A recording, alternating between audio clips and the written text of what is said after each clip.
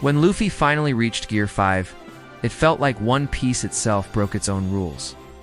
He stopped looking like a normal anime character and turned into a walking cartoon, bending reality, laughing in the face of death, and turning a life-or-death battle into pure chaos. But what actually is Gear 5?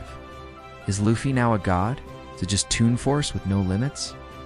And if this power is so broken, why does it still feel fair inside the story? In this video, we are breaking down Gear 5 Luffy, what it really is, how his powers work, what limits he still has, and the hidden cost that comes with using the form of the sun god Nika. To understand Gear 5, we have to start with the biggest lie in One Piece. Luffy never ate the Gomu no Mi. The world government labeled his fruit as a simple paramecia rubber fruit. In reality, it is the Hito no Mi model. Nika, a mythical Zoan that lets its user become the sun god of liberation. That changes everything. Zoans are about transforming the body and instincts of the user. So when Luffy hits Gear 5, he is not just stretching more, he is literally becoming Nika, the warrior of liberation that people once worshipped. His rubber body starts behaving according to Nika's legend, not normal physics. His heart beats like a drum, the drums of liberation. His hair and clothes turn white. His smile is wider, his laughter contagious, and his fighting style becomes pure freedom. Gear 5 is not a technique Luffy invented. It is the full awakening of his devil fruit, combined with the personality he already had, someone who always chooses freedom, chaos, and fun over fear. So what can Gear 5 Luffy really do? First, his body becomes the ultimate rubber. He can stretch further than ever, inflate parts of his body instantly, and change size in ridiculous ways, from a giant towering over Kaido to a flat pancake smashed into the ground and bouncing back like nothing happened. Second, he can turn the environment into rubber. The ground becomes bouncy, buildings bend and twist. Even an enemy's body can be grabbed and swung around like a toy. Luffy is not just rubber anymore. The whole battlefield becomes his playground. Third, his imagination becomes a weapon. He can pull things out of nowhere that make no logical sense. Grabbing lightning from the sky, spinning his legs like a cartoon wheel, or making his eyes pop out of his head for comedic effect while still hitting like a truck. But underneath all this insanity, the fundamentals are still there. Luffy is still using haki. His punches are coated in armament and conqueror's haki, which is why they can hurt monsters like Kaido, not just bounce off. Gear 5 is not replacing haki, it is giving Luffy a new, ridiculous way to apply it. The power of Gear 5 is simple. Whatever makes the fight more free, more fun, and more chaotic becomes possible for Luffy to do. Seeing Luffy turn the battlefield into a cartoon, it is easy to think Gear 5 has no downside. But that is exactly where Oda keeps it balanced. The first limit is stamina. Awakening a mythical Zoan is not cheap.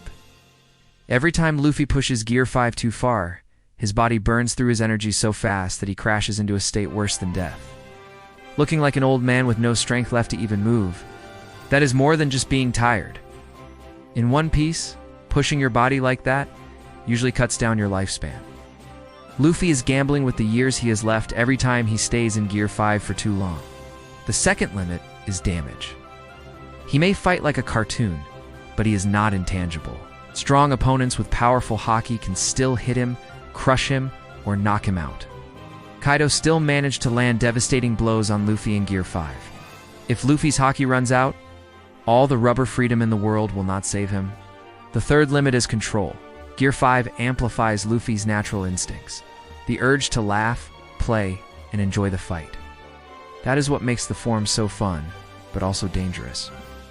In a battle where he needs to stay calm, plan ahead, or protect someone in a precise way, that wild, chaotic energy can easily backfire.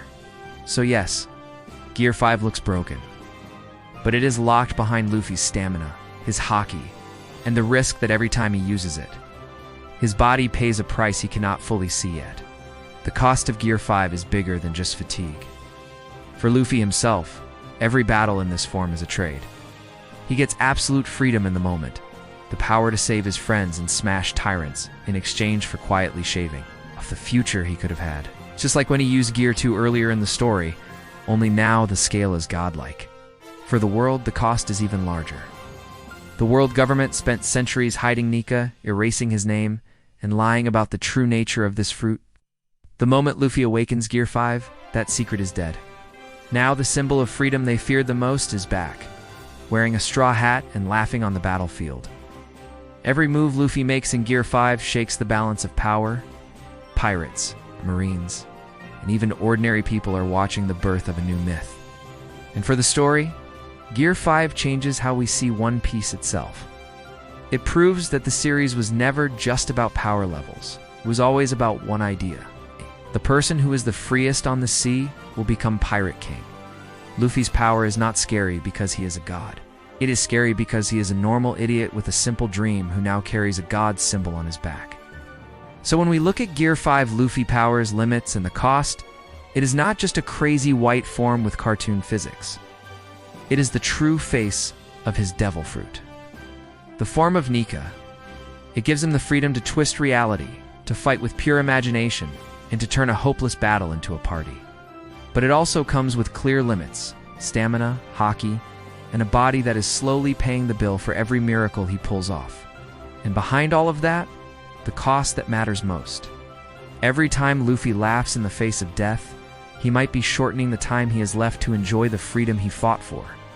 If you enjoyed this breakdown of Gear 5 and want more deep dives like this, let me know which power or character I should cover next, and consider subscribing so you do not miss the next episode. Thanks for watching, and remember, in One Piece, the craziest power will always belong to the one who refuses to be chained down.